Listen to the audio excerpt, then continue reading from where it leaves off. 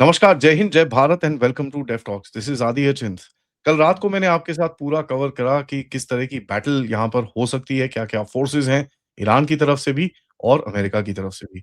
आज हमारे साथ हैं lieutenant general DP Pandey who will थोड़ा-सा हमको समझाएँगे किस तरफ जाने वाला है, क्या होने वाला है, what can happen.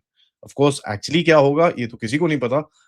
Let's see what we come up with. Sir ji, नमस्कार, जय हिंद, जय भारत। नमस्कार, जय हिंद, जय भारत, जय Vande Mataram. Everything to you आदि एंड टू योर लिसनर्स, आपके सुनने वालों को। आपने जब पिछली बारी मेरे साथ पॉडकास्ट किया था एंड दैट वाज़ मैंने उस टाइम पे भी बोला था one of the most objective podcast क्योंकि हमने किसी साइड का पक्ष नहीं लिया। हमने जो ऑब्जेक्टिविटी में हमको दिखता है, वो ही बताया and I think we should have that conversation as well. Sir मैं 2-3 चीज़ें एक प्लीज़। इससे पहले तुम सवाल करो तो ये जो निष्पक्षता की बात करी आपने, मैं आपके व्यूअर्स को एक चीज़ बताना चाहता हूँ कि लॉन्ग रन के अंदर और शॉर्ट रन में भी ना अमेरिका आपके साथ में है, ना चाइना है, ना ईरान है, ना इज़राइल है, ठीक है? और जो लोग इस बेवकूफ़ी में चलते हैं कि ईरान हमारा बहुत अच्छा दोस्त था, इज़राइल हमारा बहुत क्लोज़ फ्रेंड है। जब आप सर्वाइवल की बात देखते हैं, नेशनल इंटरेस्ट की बात देखते हैं, पॉलिटिकल इंटरेस्ट की बात देखते हैं, लीडरशिप की जो अपनी इंटरेस्ट होती है, उस दिन का कौन लीडर है, उसकी इंटरेस्ट को देखते हैं, तो आपको चीज़ें बड़ी क्लियर हो जाएँगी कि चीज़ होती है सर्वाइवल, ठीक है? एक पॉलिटिकल सर्वाइवल होता है, नेशन का सर्वाइवल होता है। हमारे देश में हम लोग सर्वाइवल नहीं देखते, हम लोग देखते हैं ठीक है, हमारे देश का एक अंग अंग और कट जाए, फ़र्क नहीं पड़ता, मगर चलो हम इसी के साथ दोस्ती कर लें, वो ऐसा नहीं होता है। और इसलिए बहुत ज़रूरी है कि हम और आप थोड़ा लॉजिकल थिंकिंग पे रहें और हम ये देखें कि इवेंचुअली आप कंट्रोल नहीं कर सकते। लॉट ऑफ पीपल, बड़ी दुनिया बोल रही है कि क्या कर लिया मोदी ने, क्या कर लिया बीजेपी ने। ये बीजेपी की लड़ाई नहीं चल रही वहाँ पर। ये लड़ाई चल रही है US, Iran, rather I will say US, Israel और उसके जो लोकल अलाइज़ हैं, ठीक है? सऊदी है, बहरीन है, यूएई है। आप इनको ये मत समझिए कि उसके अलाइज़ नहीं है, ये पब्लिकली कुछ भी बोले। उनको मालूम है कि उन्हें यूएस के साथ चलना है ताकि वो ईरान को कंटेन या कंट्रोल कर सकें। और ईरान की अपनी अलग लड़ाई है, वो भी अपना देश है, अपना सोच है, अपनी विचार है। वो हार्डलाइन इस्लामिस्ट रजीम हो या शिया मानने वाला हो या कुछ भी करने वाला हो, उनकी अपनी मर्ज़ी है, वो उनका अपना देश है, वो अपने हिसाब से चलेंगे। उनकी जनता रोती रहे, उसी हिसाब से अगर आप देखेंगे तो अमेरिका की जनता आज रो रही है। ट्रम्प को निकालो, वैसे ईरान के लोग भी प्रोटेस्ट कर रहे हैं। हमें इन सब चीज़ों पे नहीं आना चाहिए, हमें देखना चाहिए बड़ा क्लियरली कि किस तरह हमारा इम्पैक्ट हो रहा है और इस इम्पैक्ट को हम कैसे मिटिगेट कर सकते हैं। कोई आप मोदी साहब इधर ट्रम्प को बोल रहे हैं लड़ाई रोक दो और क्या कहते हैं जयराम रमेश और सोनिया गांधी ईरान को बोल रहे हैं लड़ाई को रोक दो, कोई आपकी बात सुनने वाला नहीं है। जैसे आप नहीं सुनने वाले थे जब कोई ऑपरेशन आप करते हैं।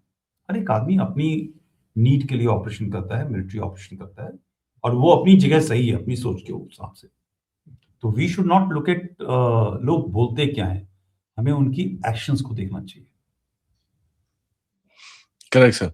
सर ये मैं ये नेगोशिएशंस से स्टार्ट करना चाहता हूँ सो कॉल्ड जो पाकिस्तान में हो रही है इसके ऊपर तो काफ़ी ओ जी, लुट गए बर्बाद हो गए सिंड्रोम हमारे देश में जो रहता है। आई मीन मेरे हिसाब से तो we should stay far away from this as as much as possible because ये इनका दोनों का कोई ट्रस्ट नहीं कर सकते आप। तो आप नेगोशिएशन के बीच में खड़े भी हो जाओ तो you will burn your hands. Oman ने ट्राई करा और उसके साथ वही हुआ। टर्की ने ट्राई करा उसके साथ वही हुआ। इजिप्ट ने ट्राई करा उसके साथ वही हुआ। रशिया ने पिछले साल ट्राई करा था, उसके साथ वही हुआ। ईरान ने रशिया को बोला कि साहब आपके बलबूते पे हमने दिसंबर में कुछ करा नहीं, अब देखो मार दिया। तो ईरान के जो फॉरेन मिनिस्टर गए थे रशिया उन्होंने ये चीज़ बड़ा क्लियरली रशियन प्रेज़िडेंट के सामने बोली थी। सब what is the position of Pakistan पहला और दूसरा ये नेगोशिएशन फॉर रियल है कि ये फिर से एक झोल है जस्ट टू सेट अप जो फोर्सेस इस रीजन के अंदर है, बैटलफील्ड को रीसेट अप करने की कोशिश है। सो मैं 2-3 चीज़ें बताऊँगा इसके अंदर। पहली बात है नेगोशिएशन। हमारे यहाँ पे बहुत देखो हमारे देश में ना बड़े लोग खुश होते हैं। जब हमारे देश की बुराई होती है या हमारा देश लगता है कि वो नीचे है, लो लेवल पर है, हमारी जो हैप्पीनेस इंडेक्स खराब है, हमारी पॉवर्टी इंडेक्स हाई है, और हमारे देश में बहुत प्रॉब्लम्स हैं। जब ये सब चीजें आती हैं तो कई लोग पॉलिटिकल रीजन से, और कुछ लोगों की आदत है, हमारा देश कोई भी पॉलिटिकल रिजीम हो, मगर हमने अपने देश को नीचे गिरा के देखना है। तो काफी पिछले 24 घंटे के अंदर बड़े ट्वीट और आर्टिकल चल रहे हैं कि देखो हमारा देश कहीं भी नहीं है और पाकिस्तान नंबर मार गया। हम पाकिस्तान के साथ में कंपटीशन में नहीं है, ठीक है। हमारा देश अपने देश के लिए कंपटीशन में है, किस तरह एनर्जी को सिक्योर किया जाए, कैसे आपकी एनर्जी आती रहे और दुनिया जाए कहीं भी, मगर हमारे देश के नागरिक सुरक्षित रहे। हमारा जो एक डायरेक्शन है वो चलता रहना चाहिए। दूसरा, पाकिस्तान के प्राइम मिनिस्टर, उसके जो फील्ड मार्शल है, वो फोन करके बोले कि मैं यहाँ कर दूंगा वहां कर दूंगा। उसका एक कंटेक्स्ट है। देखिए, एक होटल के अंदर या एक क्या कहते हैं, आजकल होता है ना जहाँ पे शादियां होती हैं, आप वहां पे जाइए, मुझे शादी करानी है, तो शादी के अंदर जो मोस्ट की प्लेयर होते हैं वो होता है पंडित, ठीक है, या मौलवी या जो भी होता है, और उसके अंदर जिसकी शादियां होती हैं वो परिवार वाले होते हैं। मगर जो ये पंडाल लगाने वाले होते हैं, जो वेटर शेटर होते हैं, उनकी क्या अहमियत होती है? उनको पैसा दिया जाता है, उनका काम खत्म हो जाता, चले आते हैं, राइट। सो पाकिस्तान की अहमियत वो है, वो तो एक होटल का मामला है, वहां पे लोग आएंगे, डिस्कशन करेंगे, इट इज इजियर। ईरान आज की तारीख में कहां पर जाकर के अपने नुमाइंदे भेजेगा टॉक करने के लिए? अफगानिस्तान भेज सकता है? नहीं भेज सकता। Saudi Arabia, UAE, Bahrain, Qatar, Oman, ये उसके चारों तरफ के जो देश हैं, वो कहां पे भेज सकता है अपने आदमी जहां पे वो सेफली जाकर के बात कर सके? एक ही जगह बचती है, वो है पाकिस्तान। नॉट बिकॉज कि वो पाकिस्तान पे रिलाई करता है, बट वो प्रॉक्सिमिटी है, बॉर्डर है, लैंड बॉर्डर है, फ्लाइट रूट है, वहां जाके बात करना वो भी है। दूसरा, दो प्लेयर्स हैं इस बातचीत करने के अंदर और ऑपरेशन में। एक ऑपरेशन लेवल पे सेंट्रल कमांड जो उनकी ऑपरेशन चल रही है, ये पाकिस्तान के इलाके के अंदर, पाकिस्तान जो इलाका है वो सेंट्रल कमांड अथॉरिटी के नीचे आता है, ठीक है। सो पूरी फोर्स लेवल जो भी है, ईरान की जो लड़ाई चल रही है, अफगानिस्तान, पूरा इलाका सेंट्रल कमांड के रेंज के अंदर आता है। इंडिया उसमें नहीं आता है, ठीक है, और हमें आने की जरूरत भी नहीं है।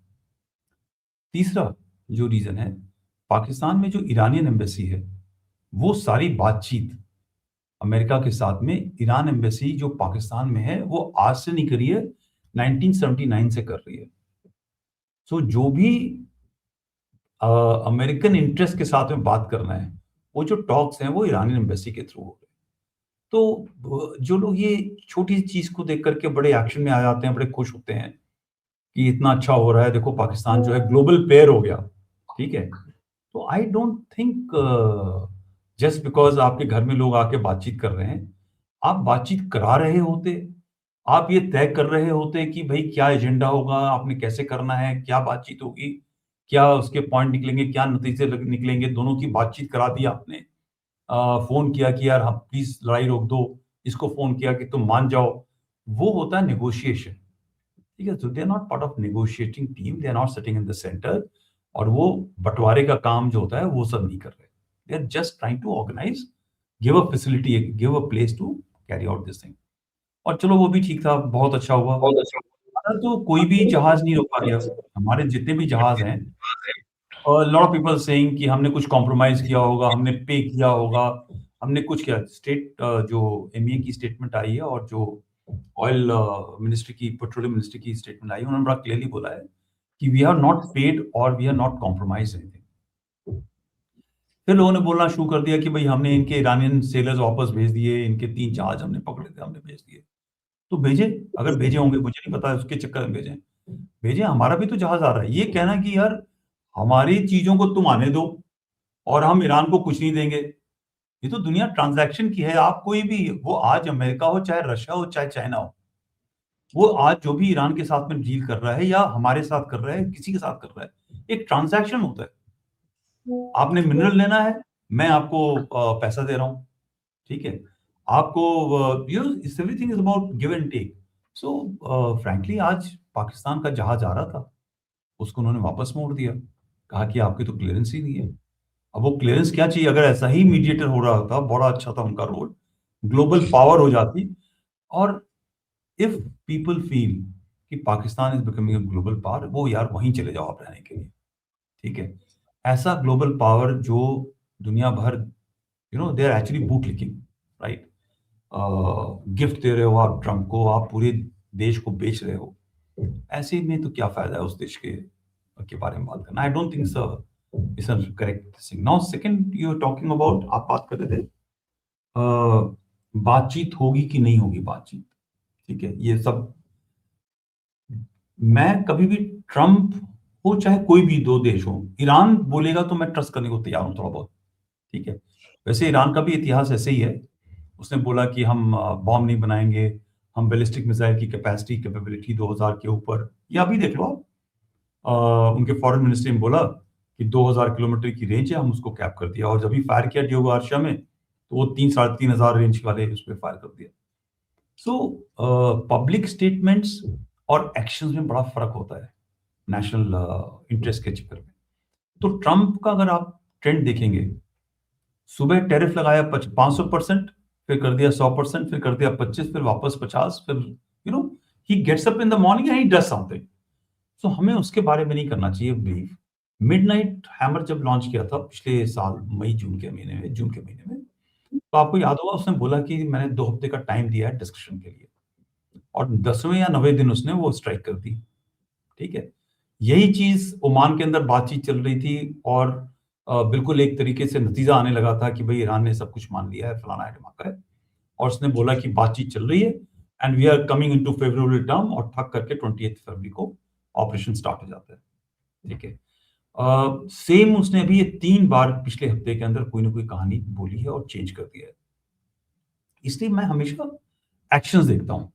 एक्शन क्या होता है कि कौन से जहाज मूव हो रहे हैं, ट्रुप्स क्यों मूव हो रहे हैं, लोग कहाँ से चल रहे हैं, ये सारी चीज आज के दुनिया में जो इतनी ट्रांसपेरेंट है, वो बचाना बंद करना बड़ा मुश्किल होता है।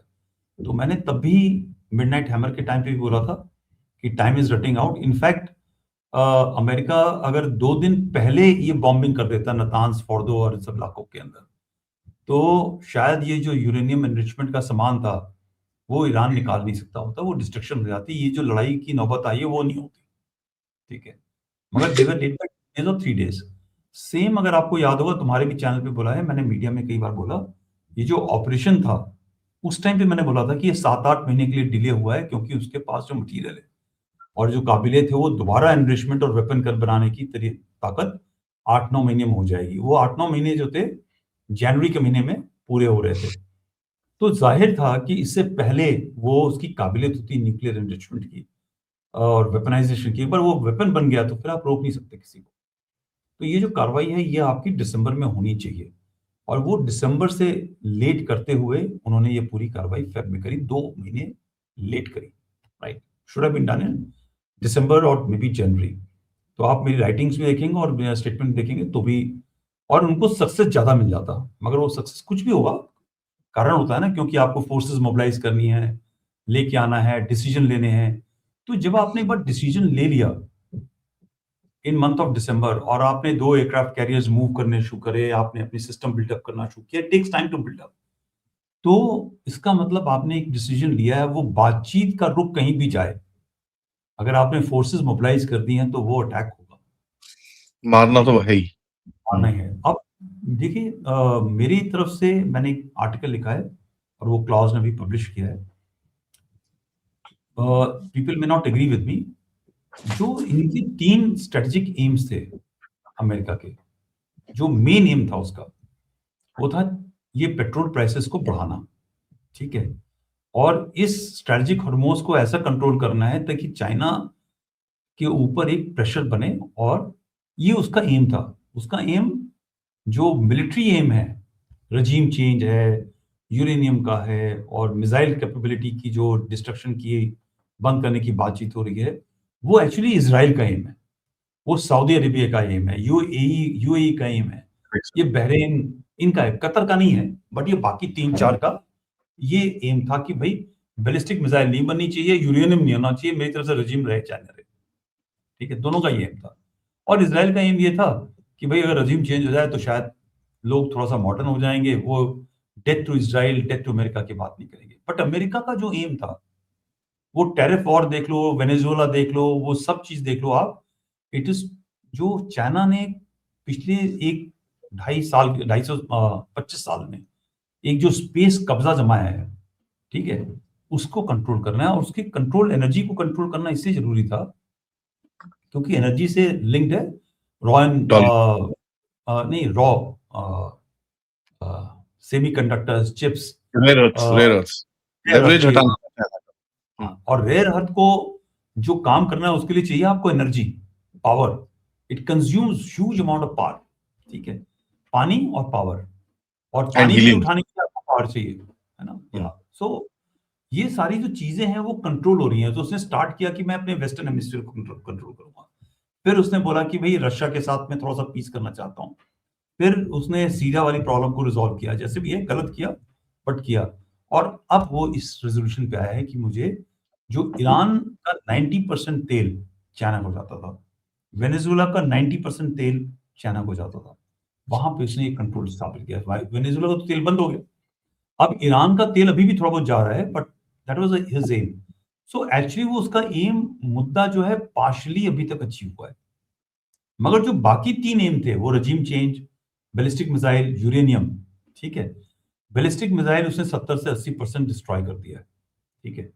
मगर अब ये कहना कि उसको बंद कर दो, ईरान कोई छोटा सा देश थोड़ी है, बहुत बड़ा इलाका है, बहुत है। उसने भी तैयारी करी हुई है, उसकी भी फौज है, उसके पास भी 6-7 लाख लोग हैं लड़ाई करने वाले, लॉन्चर सिस्टम्स हैं, पूरा सब कुछ है। तुम 100% नहीं डिस्ट्रॉय कर सकते, आप कुछ भी कर लो। बट उन्होंने काफी डिग्रेड कर दिया। सेकंड, उसने डिग्रेड कर दिया रजीम के जो नंबर 1 लेयर था, नंबर 2 लेयर था, वो पूरी उसने वाइप आउट कर दिया, ठीक है। अब नीचे तो वाले वो रजीम, आईआरजीसी भी उड़ा रहे हैं सर। हाँ वो भी उड़ा रहे हैं, तो कोई बात नहीं, लीडरशिप आएगी। मगर एक जो पावर होता है, एक स्ट्रक्चर होता है ना, आप कह दीजिए कि भाई मेरा घर क्या कहते हैं, मेरे घर के दरवाजे बड़े तगड़े हैं, 2 लेयर है, 3 लेयर है। जब वो पहरा टूट जाता है तो फिर 2 ही लेयर बचे ना, ठीक है। तो सेम जो एक हेडक्वार्टर जो लीडरशिप है जब टूटती है तो एक रजीम वीक हो गई है। और रही बात यूरेनियम की, जो 440 किलो यूरेनियम है, वो उसको छुपाना आसान है, मगर उसको जो बना करके जो वेपन बनाना है जिससे, ठीक है, उस इंफ्रास्ट्रक्चर को छुपाना मुश्किल है। तो जो इंफ्रास्ट्रक्चर है, जो मिडनाइट हैमर या जो ऑपरेशन इजराइल ने किया था लायन राइस पिछले साल जून के महीने में, उससे ज्यादा मेहनत इस बार करी गई है। और वो जो इकोसिस्टम है वो काफी डिग्रेड हो गया है। तो यूरेनियम बचा है, अगर उसको वेपन बनाना है और उसको और एनरिच करना है, उसको और भी एनरिच करना है, ठीक है, उसके लिए समय लगेगा, उसके लिए सामान चाहिए, उसके लिए एक lab, construction facility, industrial facility चाहिए। वो सब जो है भी इन्होंने काफी तरीके से डिस्ट्रॉय कर दिया। आप ये सोचो, एक वीकेंड रजीम, उनके कई साइंटिस्ट मारे गए हैं, वो सारे लोगों को इकट्ठा करना, तैयार करना और फिर एक बॉम्ब बनाना, ये बहुत कई मुश्किल है। सालों के, हाँ आसान नहीं है। वो थोड़ी है कि कल को आप बॉम्बिंग बंद कर दो चल जाएगा। तो एक्चुअली ये तीनों चीजें उसकी अचीव हो चुकी हैं, ठीक है। और ये मैंने पेपर में लिखा बड़ा साफ साफ। अब ये कहना कि 100% चेंज हो जाएगा और सब कुछ टूट जाएगा, पूरे इनके सारे लोग जेल में चले जाएंगे। पाकिस्तान और इंडिया थोड़ी है कि 93,000 जो है सोल्जर्स आपके प्रिजनर में आ गए, ठीक है। और ये मॉडर्न जमाना है, थोड़ा सा इनको ही मालूम है, अमेरिकन को, उन्होंने कितना अचीव करना है। So that is why he was giving an off ramp to Iran. अब ईरान ने वो माना नहीं है अभी तक, ईरान ने पब्लिकली एक्सेप्ट नहीं किया। आज ट्रम्प ने ट्वीट किया है कि मुझे बहुत एक्सपेंसिव गिफ्ट आया है, बहुत ही ज्यादा ऑयल पैसे एंड का गैस। गिफ्ट है। ऑयल हाँ एंड गैस का whatever, सर। तो पैसे का जो भी है। तो अगर वो अचीव हो गया तो आप समझ गए किसको टारगेट है। Target is not Iran, China. China. Target Iran तो मसला जा रहा है उसके बीच में आने के बाद, ठीक है। इजराइल तो बहाना है, सऊदी अरेबिया बहाना है, मगर टारगेट कहीं और है। चाइना। तो ये जो चीजें हैं इन्फोर्स करने के लिए उसको चाहिए। अब क्या नजर आ रहा है, कह रहे हैं भी बात करेंगे, 1 हफ्ते के लिए हमने चेंज कर दिया। इस 1 हफ्ते के अंदर मैसिव बिल्डअप होगा फोर्सेस का, ठीक है। और अगर ईरान ने जो पूरी बात है नहीं मानी, तो ये पॉसिबल है कि कुछ न कुछ किसी न कहीं फुल ग्राउंड स्केल ऑपरेशन भले ही ना हो, बट दे में be a partial ground scale operation. उसका सवाल तुम पूछोगे तो बताऊंगा जवाब। हाँ सर, बहुत सारे मरीन्स और ये सब आ चुके हैं, स्पेशल जॉइंट स्पेशल फोर्सेस जेसॉक की पूरी टीम यहाँ बैठी है। फोर्सेस तो सर नंबर्स में 60-70 हजार इनके पास होंगे यहाँ पर। and about, I would say, मेरी कैलकुलेशन के हिसाब से about 10,000 of them are super strong. Marines हैं, ऊपर से इनके दीज आर एक्सपीडिशनरी यूनिट्स, तो स्पेशली ट्रेन्ड मरीन्स हैं, स्पेशल ऑपरेशंस वाले हैं, डेल्टा टीम वाले हैं, सील टीम वाले हैं। सो करीब 8-10 हज़ार इनके काफ़ी heavy the high impact forces हैं। सर, डिबेट है खर्ग के बीच में, डिबेट है कि भई वो छोटे-छोटे और जो एंट्री पे आइलैंड्स हैं वो ले लें। डिबेट है कि वो जो स्ट्रेट्स ऑफ हॉर्मुज़ के अंदर कैच के रीजन के अंदर जो इनकी स्ट्रेंथ है उसको डिग्रेड करें। डिबेट इसके ऊपर भी है कि भई अंदर जाके इन्होंने न्यूक्लियर मटेरियल उड़ा दिया इनका, that will be a big slab. What do you think sir, ये इतना, और जेसॉक का जो एक अगर आप चार्टर पढ़ेंगे उसके अंदर they do train for nuclear extraction. North Korea, Pakistan and Iran, ये तीनों के लिए इनके पास एसओपीज हैं। पाकिस्तान की तो एक टीम बैठती भी थी कतर के अंदर, आई थिंक 2016-17 तक तो यहाँ पे बैठते थे वो। तो what do you think is happening here sir? क्या प्लान है इनका? सो हमारे सवाल कई जो होते हैं कि के अंदर दो तीन ऑप्शंस हैं, ठीक है। इसमें से क्या अप्लाई होगा वो समय बताएगा, बिकॉज मैं तो बैठा नहीं हूँ व्हाइट हाउस में ये डिस्कशन देखने के लिए। मगर जो प्रैक्टिकल चीजें वो ये हैं, और सिग्नलिंग है। और ट्रम्प ने एक चीज बोली कि me and Ayodhya will control Hormuz, ठीक है। Ayodhya means new, lot of people से कि अयोध्या रिप्लेस हुआ, अयोध्या से बात कर रहा है, वो एक बात करने का तरीका होता है। जो लीडरशिप है उसके साथ में हम हॉर्मोन्स को कंट्रोल करेंगे। अगेन टारगेट कौन है? चाइना, ठीक है। That is why Hormuz and oil fields of Iran matter. तो ये जो सिक्योरिंग ऑफ हॉर्मोन्स है, अगर आप हॉर्मोन्स को ध्यान से देखें तो एक तरफ जो नोन पार्टनर्स हैं अमेरिका के, ठीक है, जहां पे उसके बेसिस हैं, और सारे बेसिस दरी हैं हॉर्मोन्स के उस तरफ, यूएई में है, बहरीन में है। ये जो एक तरफ तो सिक्योर है, दूसरी सिक्योरिटी चाहिए वो है ईरान की तरफ, ठीक है। नौ ईरान की जो सिक्योरिटी है, वहां पे एक ऐसा पैच है जहां पे कर्ड्स का काफी बोलबाला है, ठीक है। हुँ, north western area, sorry west south western area, जहां पे तेल की खदानें हैं सबसे ज्यादा, खर्ग आइलैंड और उसके थोड़ा सा ऊपर की तरफ, वो जो इलाका है उसके अंदर वो भी बड़ा रेस्टिव एरिया है। रेस्टिव मतलब इट इज ईरानियंस, या ईरानियंस में बोलूं पर्शियंस, या जो हुँ, उनके मेन है, उनके साथ में इनकी ज्यादा वहां पे खटपट रहती है। जो स्पेशल ऑपरेशंस वाले बंदे हैं, और अब just go back to Taliban और अफगानिस्तान ऑपरेशन। अफगानिस्तान में अमेरिका की जो जीत हुई थी पहली बार, ठीक है, उन्होंने बूट्स ऑन ग्राउंड नहीं डाले थे तब, सारी की सारी जीत जो है स्पेशल फोर्सेस और सीआईए के लोगों ने करी। उनका कंसेप्ट ऑफ ऑपरेशन यही है कि वो अंदर जाते हैं, उसी देश में रहते हैं, कई साल रहते हैं, वहां पे ऑपरेट करते हैं, पैसे के तरीके से वो खबर लेते हैं, वहाँ के लोकल जो रिबल्स होते हैं या ट्राइबल्स होते हैं उनको अपनी मुट्ठी में करना है, और उसके बाद में through drone strikes, through air strikes, through missile strikes से वो जो लोग होते हैं उनको न्यूट्रलाइज करते हैं और उस इलाके में कमजोर कब्जा करते हैं। बट अफगानिस्तान और ईरान थोड़ा सा बिल्कुल अलग अलग चीजें हैं, ठीक है। अफगानिस्तान के अंदर उस तरह से ऑर्गेनाइज सिस्टम नहीं था, बट ईरान में काफी ऑर्गेनाइज है। हुँ, बट सो वहां पर भी ये स्पेशल फोर्सेस के जो जेसॉफ के लोग हैं, उनका यही काम है। उन्होंने उधर जाके ये ऑपरेशन करना है। वो रहेंगे सिविलियन में, पहाड़ों में, जंगलों में, और वहां से उन्होंने जो स्ट्राइक्स है कंट्रोल करना है। जो एक सिरा है हॉर्मुज का, वो कंट्रोल करेंगे मरीन्स हैं, और जो बाकी जो टुकड़ियां हैं, that is why he is saying ना कि बाकी नेशंस को आना चाहिए, नेटो को आना चाहिए, यूरोप को आना चाहिए, जापान को आना चाहिए। सो हॉर्मोन्स के अंदर जो ये आइलैंड्स हैं, हर आइलैंड पे जरूरत नहीं है, जो क्रिटिकल आइलैंड्स हैं जो चैनल को कंट्रोल करते हैं दोनों तरफ, वहां पे इनकी एक प्रेजेंस की जरूरत होगी।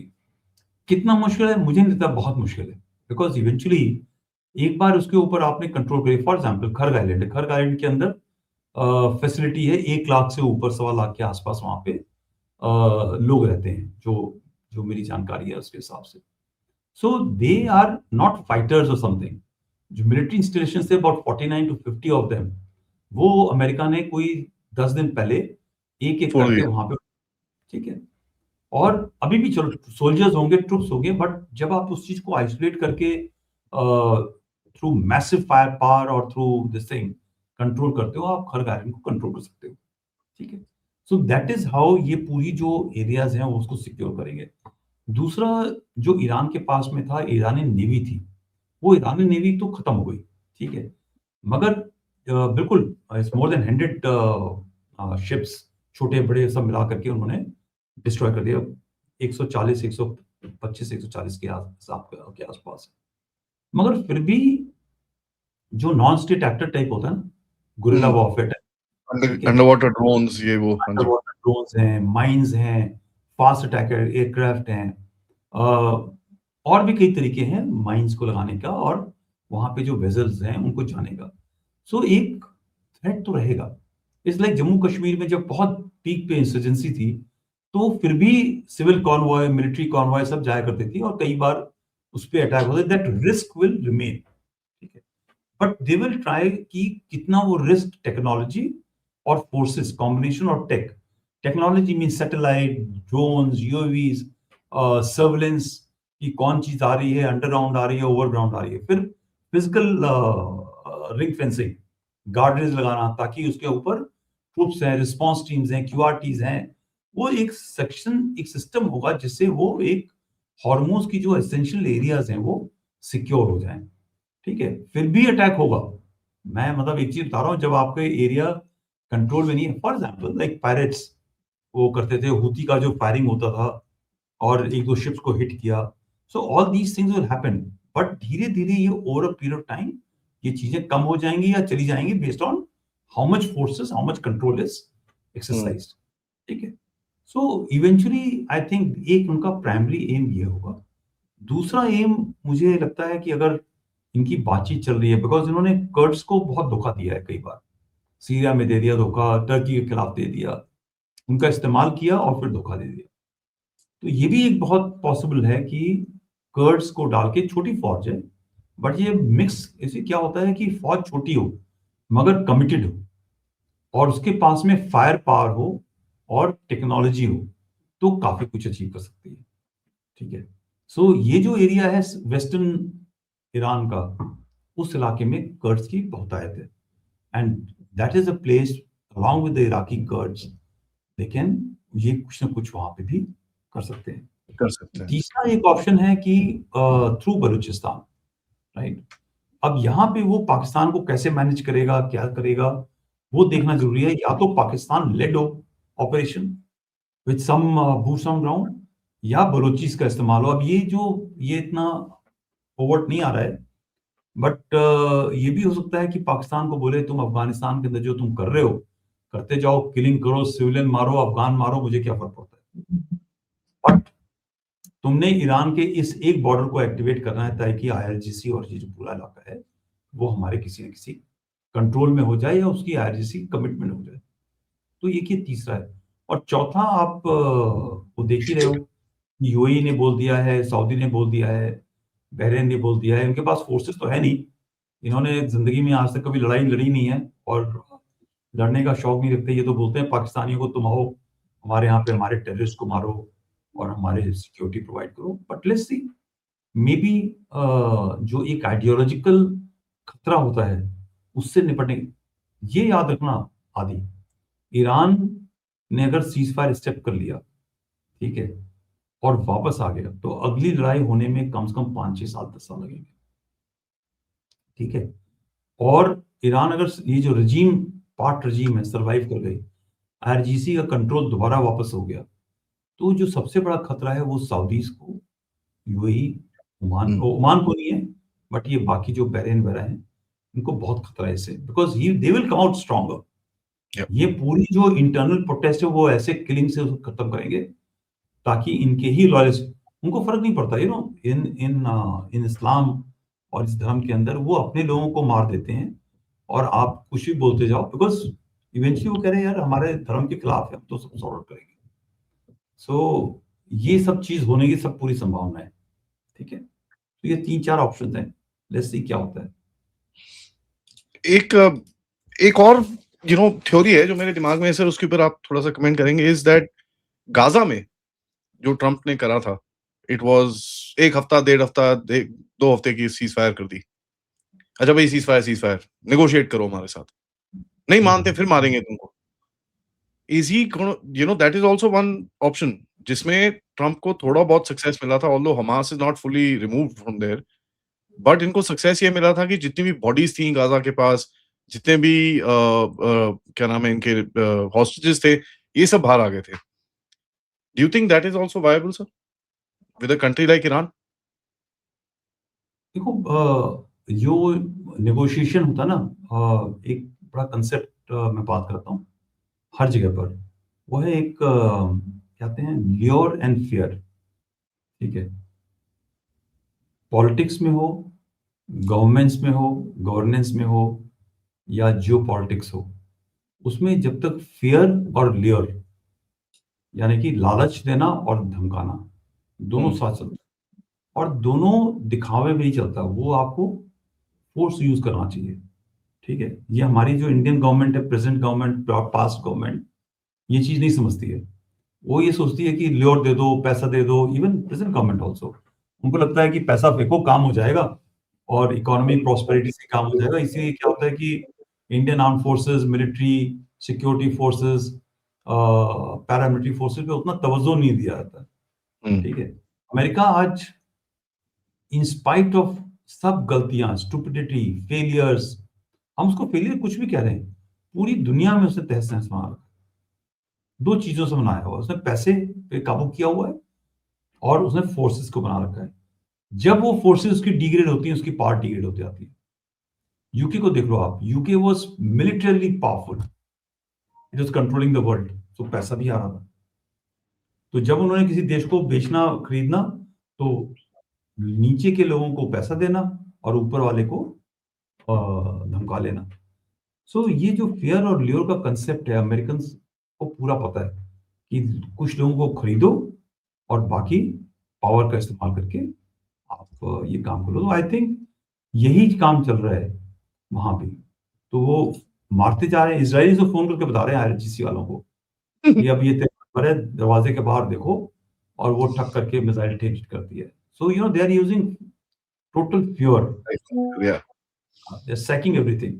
या, बट जो ट्रम्प है, ट्रम्प थोड़ा-सा स्मार्ट है और Americans are much more smarter. ये बात करते-करते आपको थप्पड़ मारते चले जाते हैं और काम ये लुक एट टैरिफ वाला, ठीक है? 100 लगाया, बातचीत करी, 50 किया, बट 50 तो किया ना। और आप दुनिया जो है पॉलिटिशियन अपना यूरोप में है, और चाहे चाइना में हो, चाहे इंडिया में हो, हम सब कह रहे हैं कि देखो हमारा we have one, but from 0 he is taken to 50। आप वो नहीं देख रहे। So that is what he will do, is quite possible.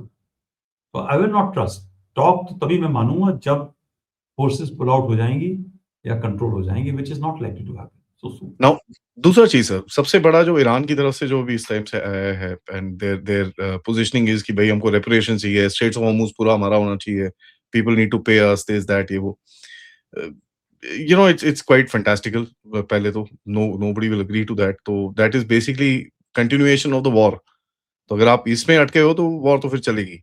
Having said that जो ईरान की पोजीशन है इस टाइम पे एंड उसने जिस तरह से यहाँ पर ही keeps creating examples straits of Hormuz में किसी को ब्लॉक करके तो it's just showing that I still have that control obviously physical control उसके पास नहीं है but he showcasing that that power and वो पूरी दुनिया के अंदर उसको एक एक रिकग्निशन है that Iran is at the moment at the cusp of the Straits of Hormuz. Hmm. How does Iran look at this right now, sir? Because Iran के पास भी देखिए कैपेसिटी तो उसकी भी लिमिटेड है। Viability of the country is declining. कल उन्होंने note निकाला है 10 मिलियन रियाल्स का।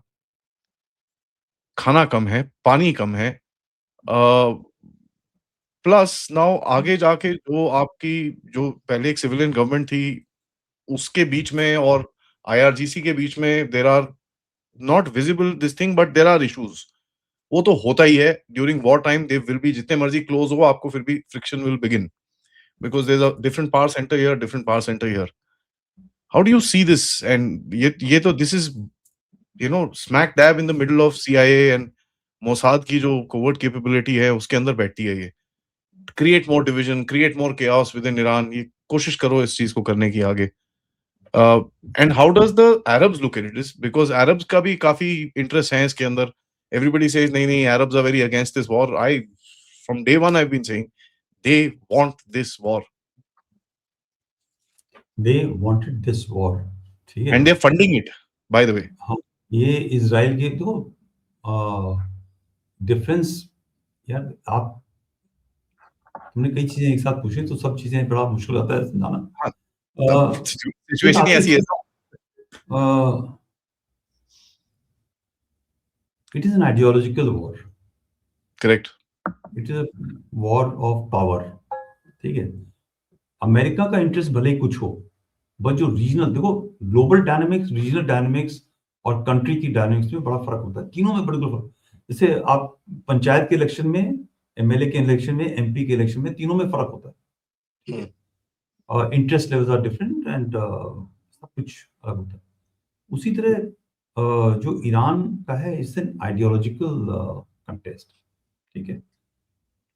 जो मेजर डिफरेंस है, और लोग माने चाहे नहीं माने, Iran is actually civilisation power, ठीक है. हम कितना भी कुछ कह लें, आज वो पिट रहा है, ये है वो है, बट द फैक्ट इज कि इट इज सिविलाइजेशनल. वो ठीक है कि इस्लाम आने के बाद में वो जो देश है वो कहाँ चला गया, कहाँ से कहाँ, वो बात दूसरी है. But that is a power of religion, ठीक है. वो कल्चर को सबस्यूम करके उसको बना देता है या बिगाड़ देता है. मगर फिर भी देखो, उसके बावजूद वहां पे पॉलिटिक्स है, वहां पे एक पॉलिटिकल फ्रॉड हो चाहे कैसा भी हो, कंट्रोल है, ठीक है. There's a full structure in place. वो एक कैपेबल देश है. बाकी जो देश हैं, they are all monarchical, right, led by a king. So अगर आप पोल कराओगे इन सभी देशों के अंदर कि आर दे विद ईरान और विद दे रिस्पेक्टिव कंट्री, जैसे हमारे देश के अंदर आप पोलिंग करा लो तो एक तबका है जो वो ईरान के साथ होगा, वो आपके देश के साथ नहीं होगा, ठीक है. So right, so this is a challenge. तो मोनार्कीज को भी मालूम है कि अगर ईरान जीत जाता है या पावर में रहेगा, तो एक एस्पिरेशन होती है क्लर्जी टू लीड, राइट. और प्रॉब्लम तो इनकी है ना, इन्होंने खूब फंडिंग करी है कि क्लर्जी पावरफुल है, तो लोग भी बिलीव कर रहे हैं भाई क्लर्जी पावरफुल है, तो वो कहेंगे यार तू हट, क्लर्जी को आने दे. Second is, there is one system which wants to have democracy also in these countries. तो ये दोनों, क्लर्जी कंट्रोल और डेमोक्रेसी, दोनों एक तरीके से ईरान में है. एग्जाम्पल, नोबडी विल वांट कि चारों तरफ हो जाए, ठीक है. सो एक वो भी हो गया, और एक शिया सुन्नी का मामला हो गया. तीसरा जो ईरान की गलती है कुछ चीजें, बिकॉज इसी एक टाइम होता है जो आप इवॉल्व करते हो, अपने आप को चेंज करते हो. इन्होंने 50 साल पहले 79 में एक वो बनाया था नारा कि death to Israel, death to America. वो आप उसी लपेटे में चले जा रहे हो. समय बदल गया, 50 साल में कई चीजें बदल जाती हैं, मगर आपका वो दिमाग का जो कीड़ा है वो नहीं चेंज हुआ. अगर आपका वो दिमाग का कीड़ा चेंज हो जाता, तो शायद आपको ये जो हालत है आज नहीं होती, ठीक है. So let's keep this one part you said about gulf and this thing. तो इसलिए गल्फ तो चाहता था ये लड़ाई, और उनको मालूम है कि एक बार ईरान के पास में न्यूक्लियर वेपन हो गया और बैलिस्टिक मिसाइल कैपेबिलिटी हो गई, तो आप कुछ नहीं कर सकते, right. So this is one part. Now coming to this Iran की हालत आज की तारीख में. Look, Iran is not Afghanistan controlled by a communist regime जहां पर आप लोग लेकर के आए, आपने उसको गिरा दिया. Iran is also not like Iraq जो अर्ली 2000 में था, जहां आप सद्दाम के लिए अंदर घुस गए और आपने एक पूरी तैयारी. Just remember 6 to 7 aircraft, 9 aircraft carriers had mobilised Iraq war के लिए. पूरी सेंट्रल कमांड मोबिलाइज हुई थी, एक वॉर डिक्लेरेशन हुआ था इराक के लिए. There was a buildup. 6 महीने तो सिर्फ फायरिंग हुई थी, बॉम्बिंग हुई थी, अटैक्स हुए थे, और जो पूरी उनकी फौज थी, उनकी जो लीडरशिप थी, वो खरीदी गई थी, तब जाके उन्होंने सद्दाम के ऊपर काबू किया था.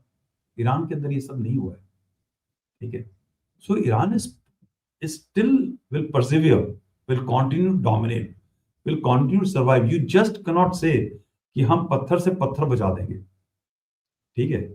तो आपने भले ही 50,000 30-40,000 आपने उड़ा दिया, आप क्रिटिकल इंफ्रास्ट्रक्चर को हिट कर सकते हो, मगर एक देश के सोल को किल नहीं कर सकते। तो आज भी जो देश का सोल है उनका, वो आम आदमी के पास नहीं है, वो क्लर्जी के पास में है, वो आईआरजीसी के पास में है। और आईआरजीसी को मालूम है कि जिस दिन वो हार गए, जिस दिन पीस साइन हो गया, सीज फायर हो गया, कंट्रोल उन्होंने अमेरिका को दे दिया, तो वो सारे के सारे दे will B lynched by the people. ठीक है, so that control will remain, this will go now from high tech war. अगर ये बूट्स ऑन ग्राउंड हुए तो ये सीआईसीटी काइंड ऑफ एनवायरनमेंट जाएगा, वो बहुत ही मुश्किल और challenging. Give me 1 minute, let somebody is ringing a bell. Yes sir.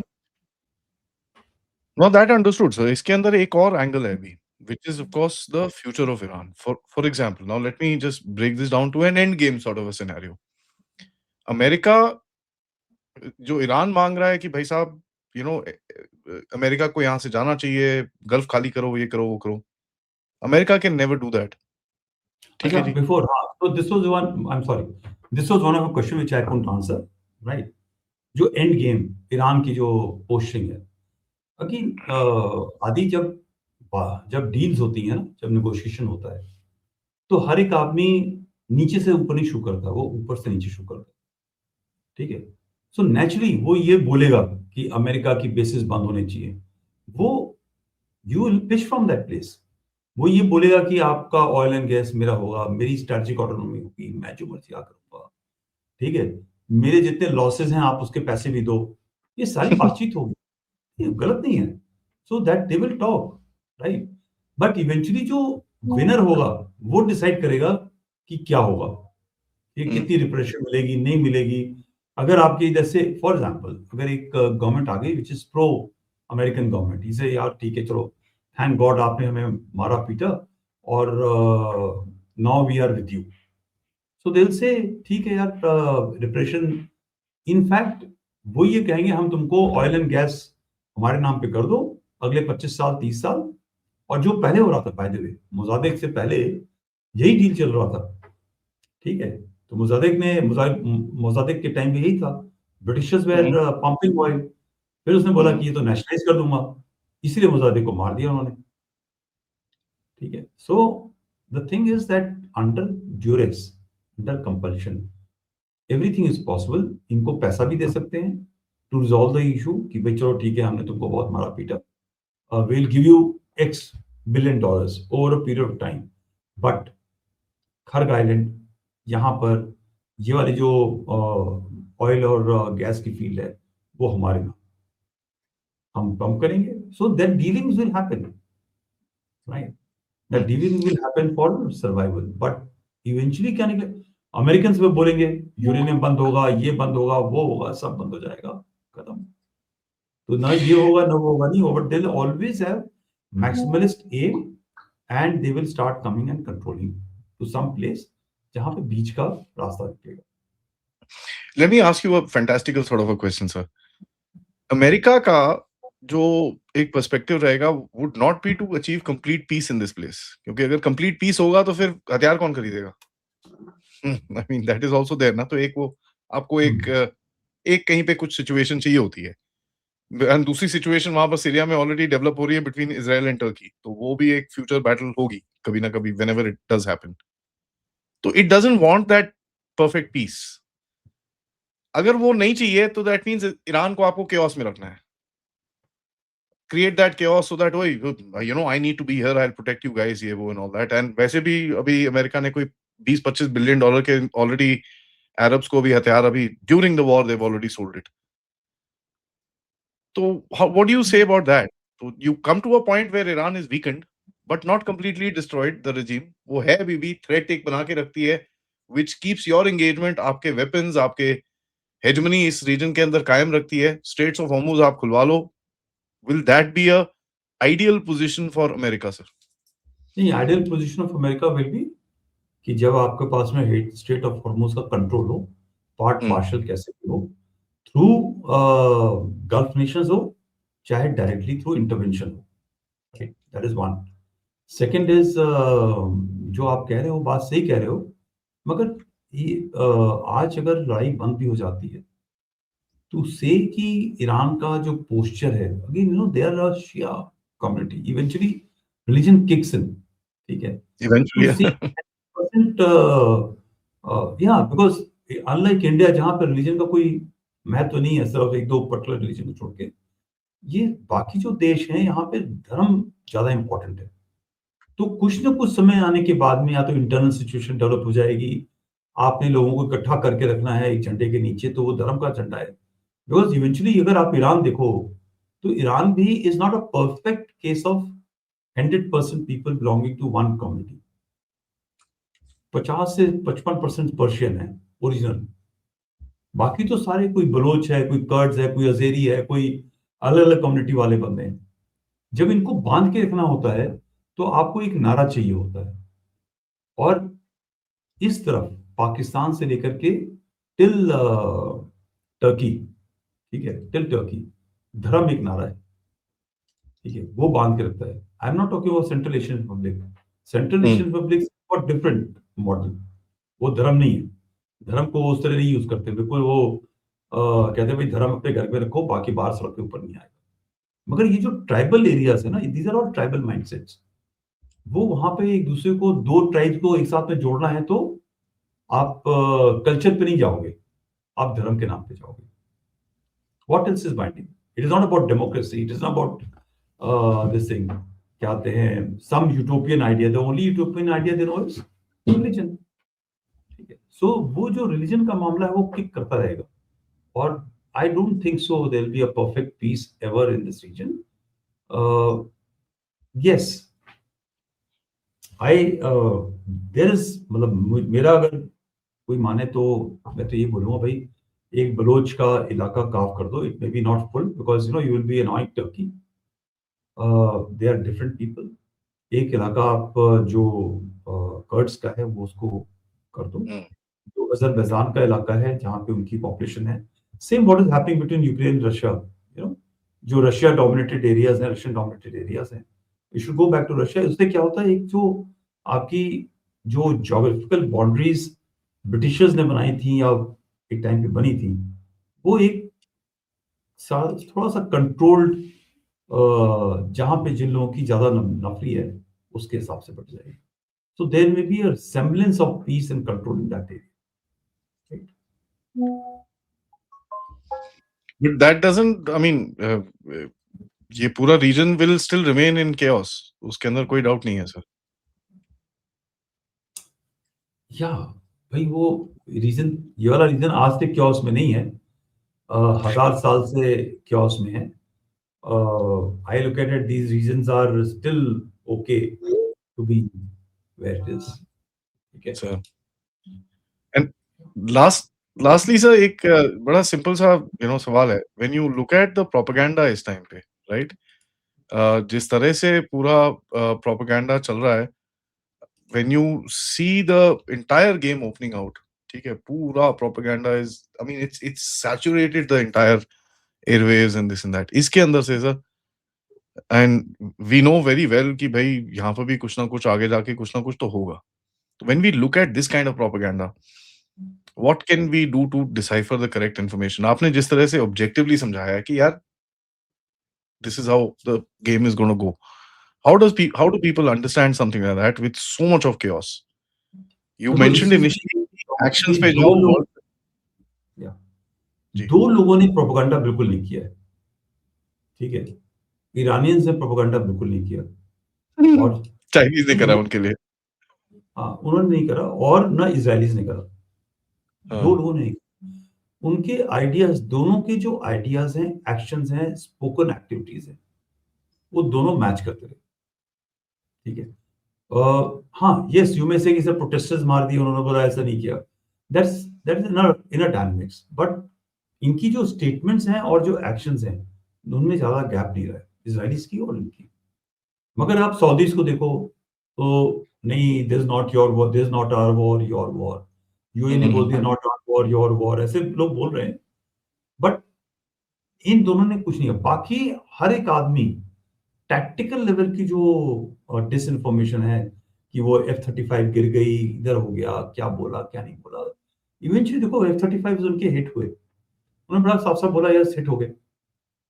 वो ये नहीं कह रहे कि हिट हुए क्या हुआ? सर्वाइव कर गए, बंदे बच गए। फ्रेंडली फायर था, ये था, वो था। This not much disinformation campaign. The only disinformation campaign जो चलाया है, वो is the statement of Trump. ठीक है? बोलते कुछ जा रहे थे और सडनली कर कुछ दिया। बट ये जो डिसइन्फॉर्मेशन कैंपेन है, वो उसका स्टाइल ऑफ फंक्शनिंग है, right? That is what they have been doing. Nobody else. आप बताओ इसमें डिसइन्फॉर्मेशन कैंपेन क्या है?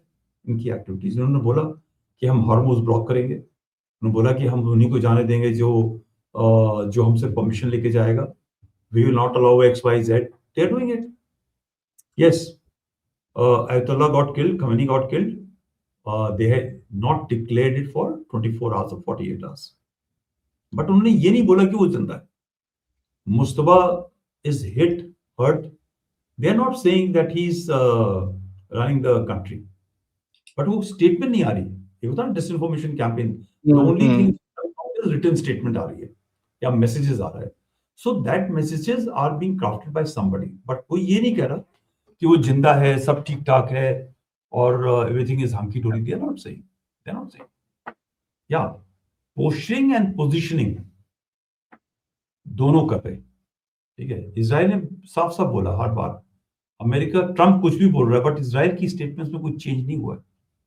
उसने बोला है कि ये अभी भी बोल रहा है कि अमेरिकन में go for a deal, but जब तक हमारा मिशन है कि जो यूरेनियम की कैपेसिटी है और बैलिस्टिक मिसाइल की कैपेसिटी वो डिस्ट्रॉय नहीं होगी, तब तक हमारे ऑपरेशन चलते रहेंगे। बोला है, कल बोला नेतान्याहू ने। ठीक है?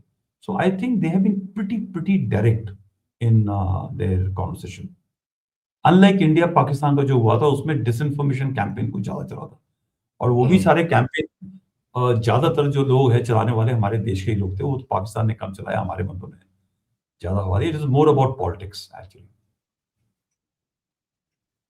I don't know if I am right और रॉन्ग, बट मुझे लगता है I watch it very clearly. और दूसरा है, बड़ा सिंपल है, एक्शन पे चलो भाई। जो बोल रहे हैं उसको मत देखो, और एक्शंस आज की तारीख में छुपते नहीं है। बिल्कुल नहीं जितनी छुपते। commercial available people are putting out things, you have to see what is happening and carry out an assessment. After all, जो प्लान है, आपके दिमाग में क्या चल रहा है, मैं कैसे बता सकता हूँ? मैं तभी बता सकता हूँ कि डिपेंडिंग अपॉन द, जैसे अभी हम रिकॉर्ड कर रहे हैं, मुझे मालूम है कि ये रिकॉर्डिंग जो है अगले 3 घंटे या 4 घंटे में जानी चाहिए। आप मुझे कुछ बोलो नहीं सर, मैं तो 2 दिन बाद में रिकॉर्ड करूंगा, बट आई नो उसकी रेलेवेंस खत्म हो जाएगी 2 दिन के बाद में, आज आप नहीं करोगे तो। So this is what you have to see कि हमारी रिकॉर्डिंग अभी हो रही है तो 2-3 घंटे में जानी चाहिए। हमने डिस्कस किया है, ये 4 या 5 घंटे या 10 घंटे के बाद में इररिलेवेंट हो जाएगा। ठीक है? बिकॉज एक्शन होने लगेंगे तो आपको पता है शिट यार हमने पहले डाला होता। ठीक है? That is yes. Because it's so fast, it's so changing, and people have एक पूरा कोशिश करी जा रही है to gain a certain amount of sympathy for each side. देखो यार, एंड एक हम हमारा देश, स्पेशली हमारे देश के लोग ना बहुत ज्यादा, मैं मीडिया पे जाता हूँ, everybody wants to know the answer. Sir अभी क्या होगा? देखो sir, they are not achieved, इतने गन फायर कर दिए, ये हो गया, वो हो गया, वो डिस्ट्रॉय हो गया। तो यार जब लड़ाइयाँ चलती हैं देशों की तो वो कई महीने चलती हैं। अमेरिका नंबर 1 मिलिट्री पावर है, उसने कितनी फोर्स इस्तेमाल करी अभी तक? Hardly much. 10% भी नहीं करी है। Yeah. ठीक है? 5% भी नहीं करी है। 2 एयरक्राफ्ट कैरियर आए हैं, 150 जहाज लाए हैं। अभी आप अमेरिका में चले जाओ तो जहाजों की कमी नहीं है। उसने डिक्लेयर ही नहीं करा वॉर। बोल भले ही रहा है Iran war, but actually technically जो कांग्रेचुअल अप्रूवल होता है उसमें जाकर के उसने डिक्लेयर ही नहीं करा। So full might of American power still not come. और लुक एट द डिस्टेंस। तुम कितना ही मजाक उड़ा दो, America has not achieved, America has not achieved, वो 5000 किलोमीटर चल के आ रहा है। हमारे तो ये सिंदूर के दाइन में थोड़े बहुत वो लगा जैसे कि कुछ इधर हो जाएगा उधर हो जाएगा, कितने आंसू बहने लगे। Let's give credit to them. Yep, that is true, sir. You're fighting Iran on its territory. Yeah. It's big, sir. मैं बोल रहा हूँ कि भाई America has told everybody in the world कि भैया don't discount me. I am still here, boss. और boots on ground डाले नहीं है, और फिर भी वो चल रहा है। Look at Iranian side. Iranians की आपने टॉप लीडरशिप, नंबर 2 लीडरशिप सबको उड़ा दिया है, बट फिर भी वो फाइट कर रहा है। So let's give credit to the people who are involved. और Correct, ये sir. जो हमारा एक इंडियन सिस्टम है ना, कि एक दिन में सर्जिकल स्ट्राइक हो गया और सब सड़कों पे नाचने लगे, फिर बालाकोट हो गया, फिर सड़कों पे नाचने लगे, और फिर सिंदूर हो गया, 4 दिन के अंदर हम सब सड़कों पे नाच रहे हैं। Wars are costly and to be decisive they take time. Correct, sir. Thank you so much, sir. This was, very settling because you have to listen to the right thing. News channels खोल के देखो तो समझ नहीं आता क्या हो रहा है ये तो भाई वो मेरे को तो कभी-कभार ऐसा लगता है ऐसे ईरान और अमेरिका बोलेंगे नहीं ठहर जाओ। हम लोग लड़ना बंद करते हैं बिकॉज़ इंडिया में हमारे लिए लोग काफ़ी ज़्यादा लड़ रहे हैं न्यूज़ चैनल पे, लेट्स वॉच दैट फर्स्ट। वो जो जीतेगा will declare the war. The way the fights are happening is just funny and there is no objectivity in the discussions. And thank you for keeping that alive with your talk, sir. सब audience से request है, video को like जरूर करिएगा and share your thoughts, share your comments as to what you think is gonna happen, what part of our discussion जहां पर आपको एक कुछ कमेंट डालना है, your thoughts, write the timeline so that I can, when I'm reading your comments, मेरे को पता चलता है आप किसके बारे में बात कर रहे हैं। Once again, sir, thank you. Always a pleasure to have you. नमस्कार, जय हिंद, जय भारत। जय भारत।